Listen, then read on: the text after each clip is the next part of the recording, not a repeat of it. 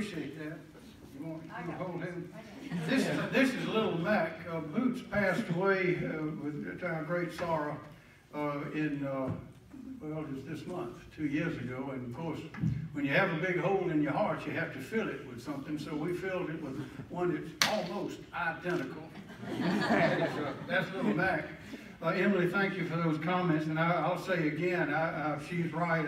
Anybody hurting animals is not a friend of the people of South Carolina. I can promise you, I'm going to keep doing everything I can through the law as well as encouragement to be sure that doesn't happen. We don't have room for it.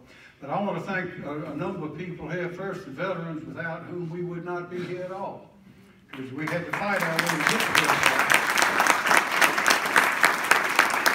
And you might be interested. I was speaking to a 4-star general not long ago that was involved in recruitment for the Army. And he said he could fill the Army, he could fill the quota of soldiers from 5 southern states if they just let him do that, because people in the South are willing to fight. We've been fighting since the very beginning. And I can tell you economically it's paid off, because we're right at the top of the list now. But that isn't what we came here to talk about. So I want to thank the veterans. And I'm doing my part with the government, but some of y'all may have known Michael J. Mungo. He was an extraordinary man, generous to a fault, and built a great company and a great family.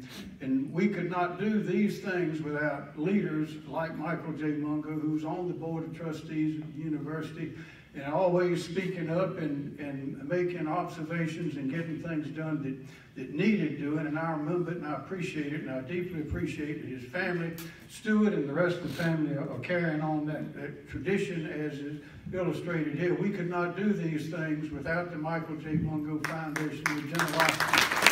And I want to thank Bob Livingston, who must be the finest commander of the National Guard in the United States. The South Carolina Guard is always number one.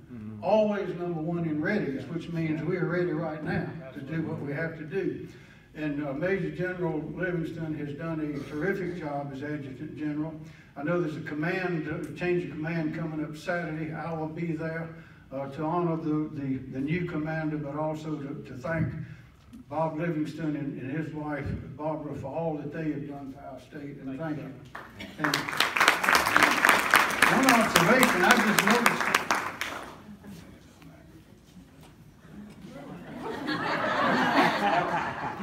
Y'all take a good look at Little Mac and then look at Stuart Mungo and see if you can see.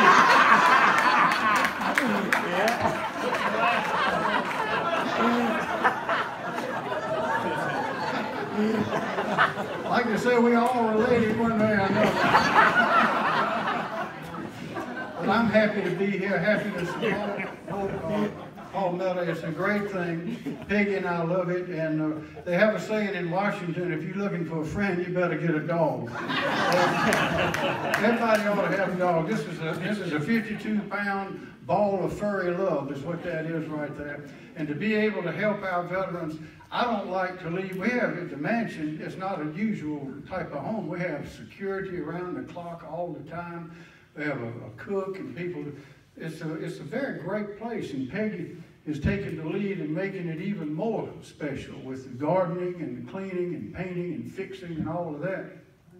But even with all that, I do not like to leave to go on a trip and leave the dog at home. And we got all that taking care of the dog and looking after him. Can you imagine our veterans who are in trouble or are troubled for various reasons, who've given it all, except their lives, those that we're dealing with, who have a pet at home, a dog or a cat, and they have to leave to go to the hospital and they don't know when they're going to be back. What are they going to do?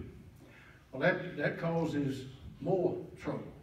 So this is a great, great program. I don't know how many other states are doing this, but I know we are. And we're going to support it and work for it. I believe South Carolina, to finish up, South Carolina can be a model for many great things in this country. With the great leadership that we have, the great state that we have, we're right at the top of our game, and the future looks bright. This is something that's needed to be done for a long time, And my great thanks and compliments to those who are doing it to make it happen here in our beloved South Carolina. Thank you.